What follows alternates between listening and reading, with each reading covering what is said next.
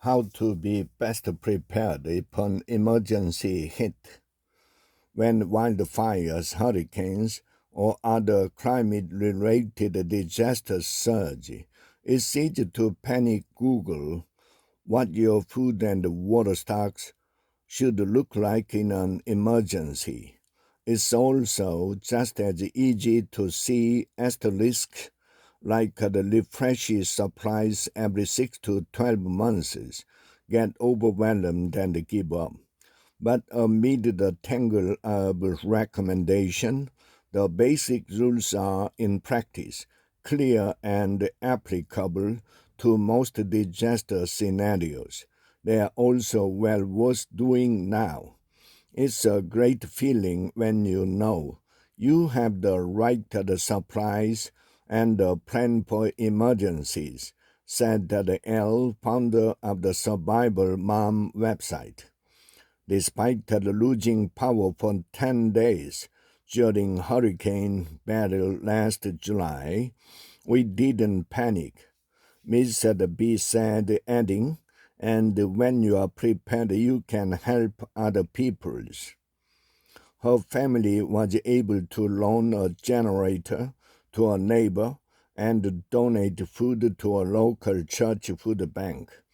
Below, you'll find expert advice, what the official recommendation really mean, and simple, comforting meals you'll want when it all hit the fan, as preppers say, and even ideally starting now.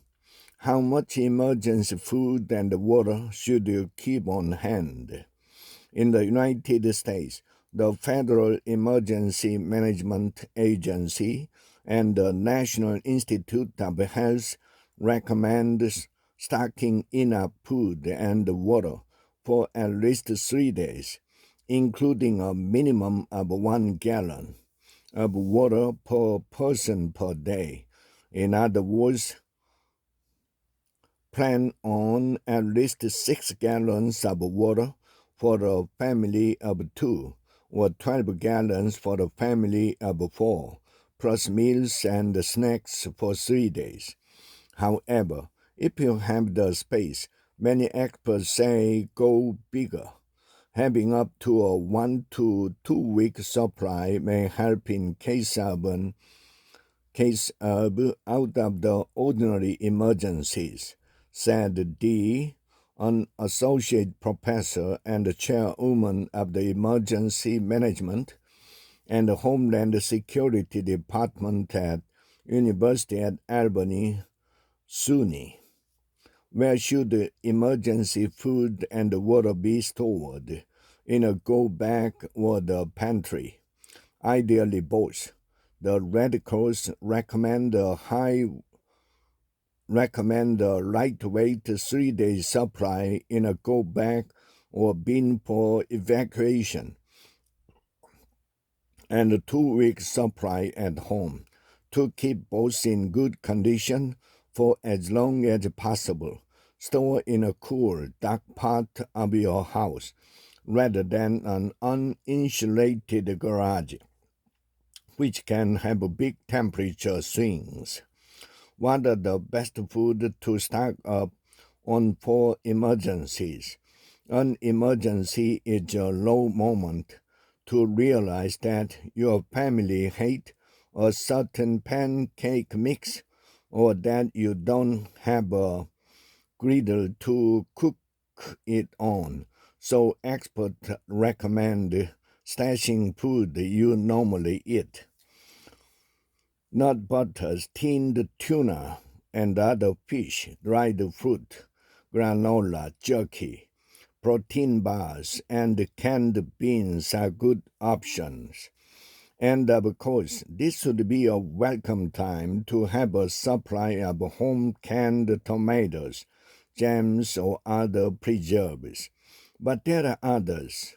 There are other, perhaps less obvious, standbys to consider and to add to your dinner rotation now. Canned potato are shockingly good, said the C. the author of Cook It Wild. They are basically Parisian potatoes, especially if you drain them, toss in olive oil, and salt and pan roast them. Canned peaches and mandarin oranges for brightness, boil in a bag Indian dishes, Japanese pouch curries. Just add water into soup, miso soup, and danced pumpernickel bread, which bested before days are open several months into the future. Are the sleeper hits? Mr. N notes. The U.S. Department of Homeland Security also consider comforting treats important. Warm drinks like instant coffee, hot chocolate, and tea soothe and chocolate bars, cookies and crackers can be a quick pick-me-up, said W., who oversees West Coast culinary operation for the disaster relief organization, World Central Kitchen. Don't forget to throw in any equipment you'll need for prep. An old-fashioned hard crank can opener is a must. Ms. E said, along with matches or a lighter and a backup heat source or two, a backyard grill, camp stove, or chapping dish, plus any necessary fuel. What should I keep in mind for earthquakes, fires, hurricanes, and so on? Well-stocked ration can be helpful in any emergency. The disasters most common in your area may have their own challenges. For earthquake, Ms. said focus on food that don't require refrigeration and make sure heavy objects are securely stored. For hurricanes and floods, waterproof your food by storing it in sealed plastic bins or in zippered plastic bags. For fires, you'll definitely want a go bag that includes lightweight food and water and is quick to grab if you need to evacuate. What should I eat if the power goes out? In a power outage, you'll want to eat foods in a certain order. Fresh and refrigerated food first, freezer food second, and non-perishable open pantry food third, Dr. B said. Ms. P likes to make a shortcut version of overnight oats by soaking quick cooking oats with aseptically packaged milk, dairy or not, for 30 minutes, then topping with dried fruit, nuts and orange segment. No refrigeration or cooking needed. Mr. N also note room tempered gin and vodka aren't that present, but room tempered rum, whiskey, magical, and tequila are fantastic. What meals require little or no water in an emergency? Packets of pre-cooked rice and other grains are a boon. According to Mr. E., when cooking in disaster zones with limited resources, the World Central Kitchen team favored one-pot soups or stews with canned beans, grains, and vegetables, stir-fries, and turkey bolognese with the pasta cooked directly in the sauce, a method that not only saved water and fuel but infused the noodles with richer flavor. How often should emergency supplies be refreshed, and what does that really mean?